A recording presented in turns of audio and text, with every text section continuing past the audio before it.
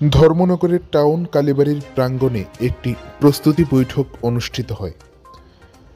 14 জানুয়ারি রবিবার সকাল আনুমানিক 11:30 নাগাদ উত্তর ত্রিপুরা জেলার জেলা সদর ধর্মনগর শহরের টাউন কালীবাড়ি মন্দির প্রাঙ্গণে একটি প্রস্তুতি বৈঠক অনুষ্ঠিত হয়।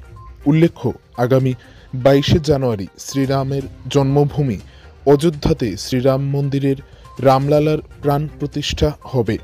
একে কেন্দ্র করে ধর্মনগরের টাউন কালীবাড়িতেও বিশালভাবে শ্রীরামচন্দ্রের পূজার্চনার আয়োজন করা হয়েছে। একে কেন্দ্র করেই আজ টাউন কালীবাড়ির প্রাঙ্গণে মন্দির কমিটির সকল সদস্যদের নিয়ে এক প্রস্তুতি বৈঠকের আয়োজন করা হয়, যেখানে এই প্রস্তুতি বৈঠকে উপস্থিত ছিলেন ধর্মনগরের বিধায়ক তথা রাজ্য বিধানসভার অধ্যক্ষ বিশ্ববন্ধু সেন, উপস্থিত ছিলেন ধর্মনগর পুর পরিষদের চেয়ারপারসন প্রদ্যুৎ দে সরকার সহ মন্দির কমিটির সকল সদস্যরা। উক্ত বৈঠক থেকে জানা যায়, আগামী 22 জানুয়ারি কালীবাড়িতে প্রদীপ প্রজ্বলন করে আলোকিত করা হবে, সেই সঙ্গে রামচরিত পাঠ করাও হবে।